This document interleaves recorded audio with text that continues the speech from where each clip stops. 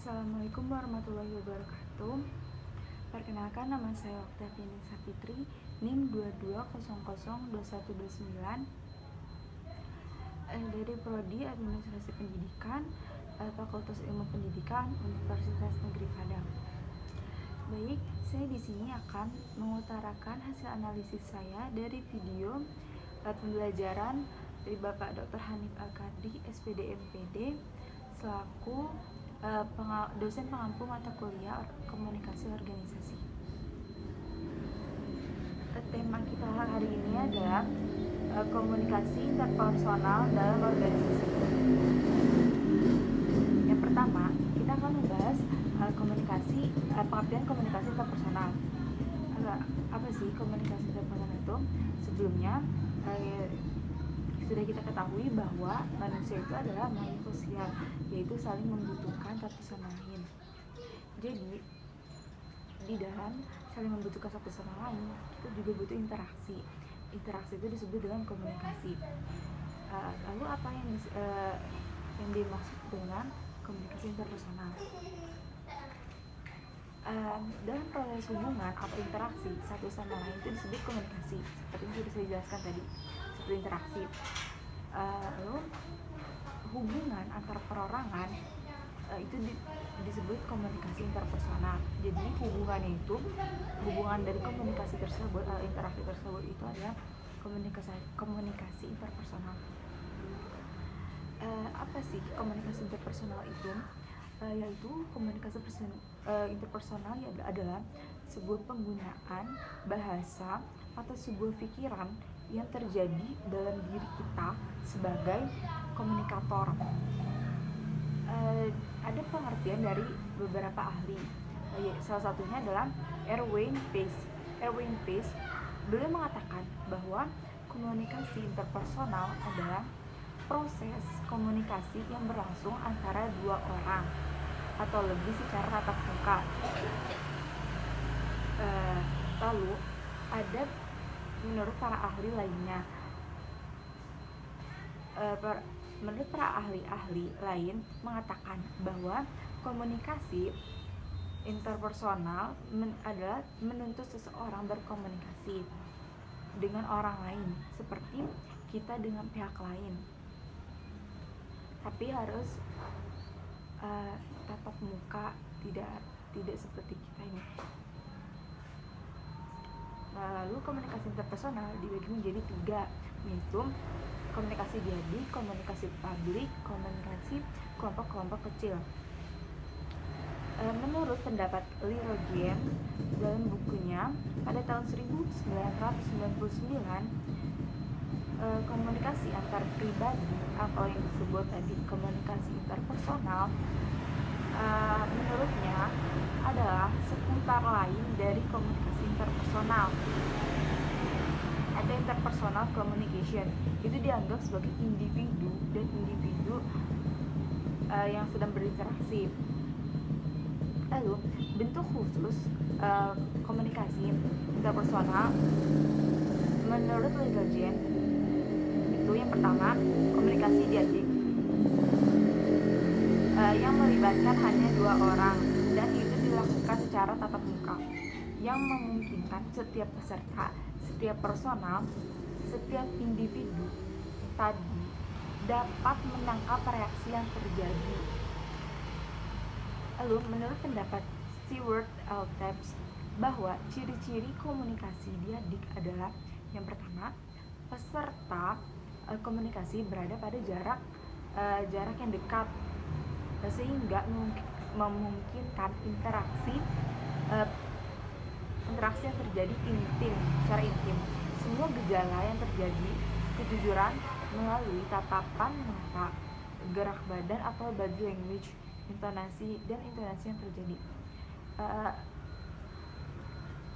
Ciri-ciri komunikasi diadik yang kedua adalah peserta komunikasi interpersonal atau kedua peran yang dimainkan oleh 2 orang ini memungkinkan mengirim dan menerima pesan secara simbol tanpa kelanjutan.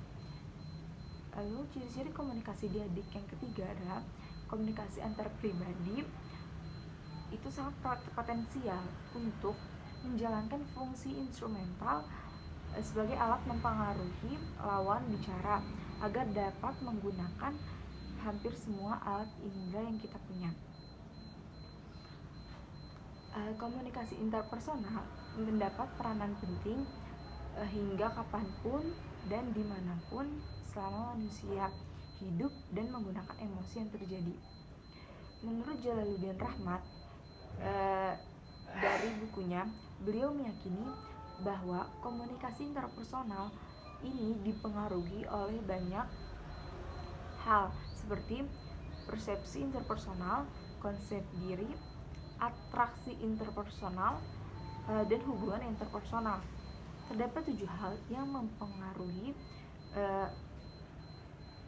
komunikasi interpersonal. Yang pertama, trust atau kepercayaan.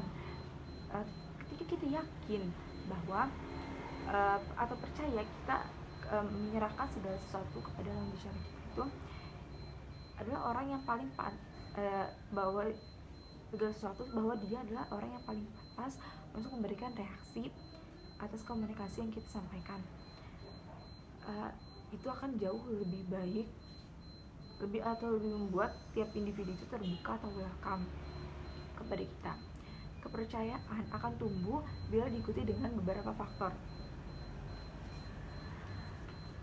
Faktor yang pertama itu karakteristik dan maksud orang lain.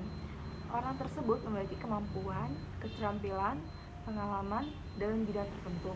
Orang-orang itu bisa diduga dapat diandalkan dan dianggap jujur dan konsisten.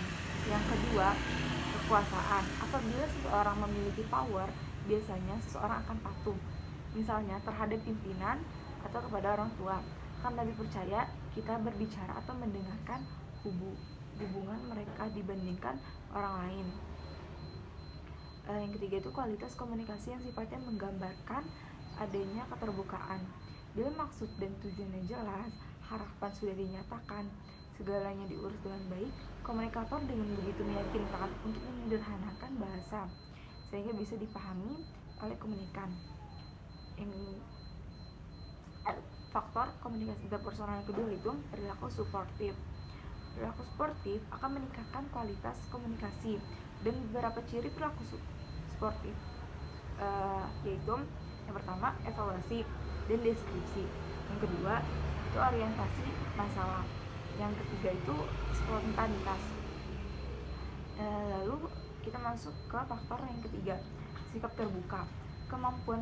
Sikap terbuka adalah kemampuan menilai secara objektif. Terbuka terhadap kritikan akan membuat komunikasi spontanitas dan kondusif. Faktor yang keempat adalah persepsi interpersonal.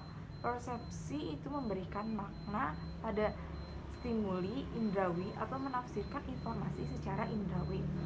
Persepsi interpersonal adalah memberikan makna terhadap stimulan atau stimuli yang berasal dari komunikan atau dari seseorang lawan bicara kita yang berupa verbal dan non-verbal. Di dalamnya termasuk kecermatan dalam persepsi interpersonal. Faktor yang kelima itu konsep diri. Konsep diri itu adalah pandangan atau perasaan kita sendiri tentang diri kita. Konsep diri yang positif biasanya ditandai dengan banyak hal-hal positif. Jadi dengan banyak hal-hal positif. Yang pertama itu keyakinan, yakin bisa mengatasi masalah yang kita hadapi. Yang kedua itu merasa setara dengan orang lain. Merasa setara dengan orang lain itu